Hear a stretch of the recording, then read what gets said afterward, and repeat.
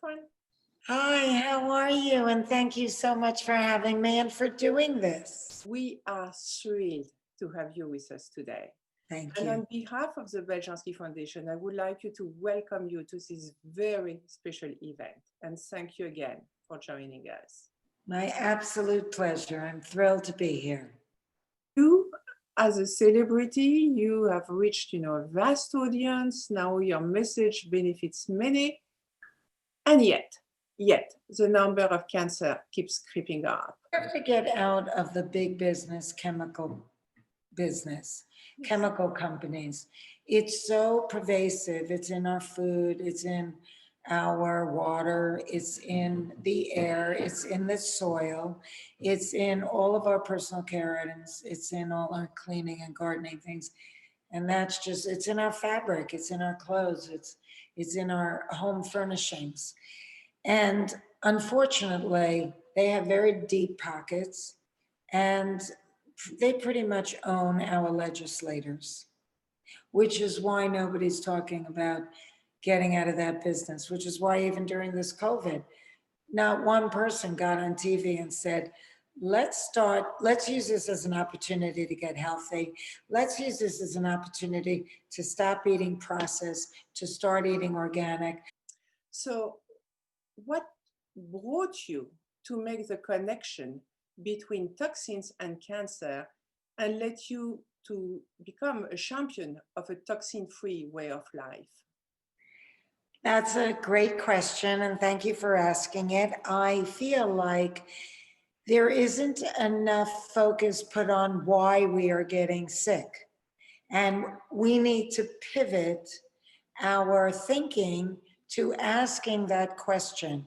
It is not prevalent in most modern Western medicine.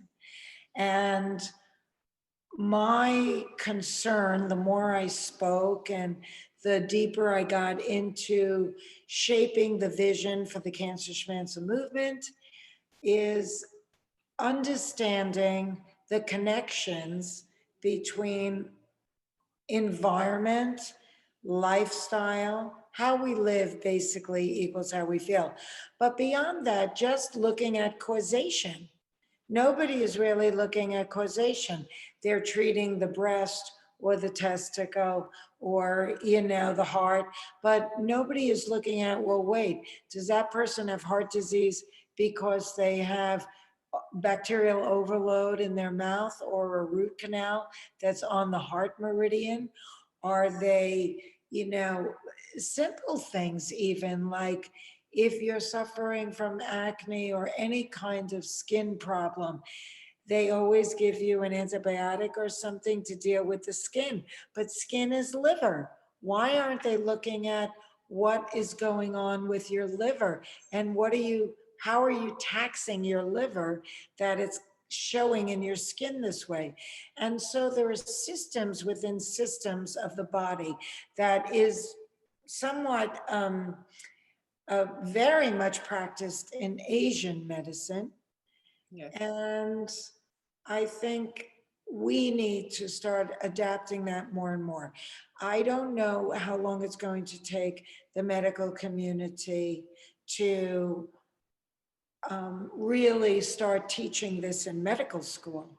But we as an organization feel that it's an imperative that we wake up, shake up, educate, and motivate people into understanding that they are a great contributor to their own dis-ease through their lifestyle choices, mindless consumerism, and not really understanding that every part of the body connects to every other part.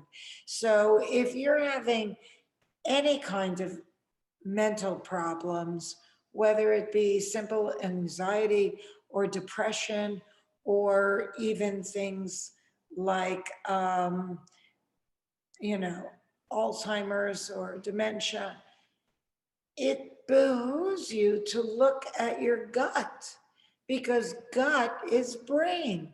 And if your brain isn't operating at an optimal, you must look at the microbiome in your gut because it may be insufficient.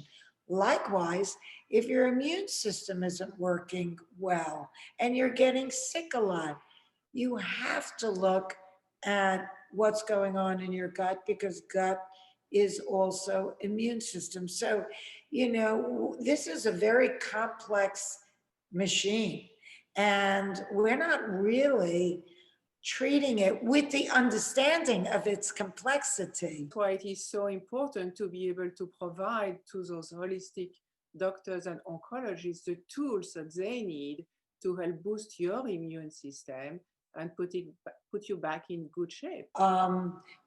We can't wait for our legislators to decide that they're not going to continue to be owned by big business chemical companies and big business pharmaceuticals. We have to just wield our power as consumers. We're the largest consumers on the planet, women in particular. And so what we buy and what we don't buy becomes our vote as well as our protest. And if we all stop drinking cola today, they would stop making it tomorrow. It wouldn't matter who was in the White House. It wouldn't matter what regulation was legislated. It wouldn't matter, because the bottom line is the bottom line. And therefore, we as consumers hold all the cards. We just have to stop allowing ourselves to be led down this chemical garden path, to be seduced into thinking that having processed or chemically laden products is modern or contemporary or better. We have to stop thinking that. And that's really what I'm dedicating my life to, because in every, you know, cell in my body, I know that this is the truth. And there's a problem with everything which is natural. I mean, it cannot be patented, you cannot make a lot of money compared to drugs. So now, pharmaceutical companies are not interested in developing anything natural. And instead, we get those synthetics and we get sicker and sicker as a society. Right. That's why we started a movement. Congratulations. Let people speak. Let the people make their own choices. You don't have to do what big business dictates to you. You don't have to buy what they're telling you is going to make you cooler or happier or thinner or, anything like that. Use your head. In your heart what is, right. That's closest to your creator, your heart. So, just think.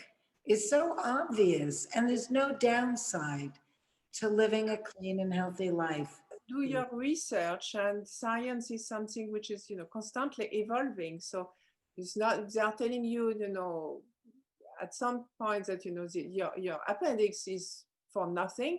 I mean, things are changing. 20 years later, there are other voices telling you it's for something and it's important. Right. Absolutely. Well, I'm so happy to see that I already knew it, but that we are such in sync between what you are doing, what we are doing, and thinking alike, and that's so much alike. I can't wait to see you in person and give you a hug. I have enjoyed this so much.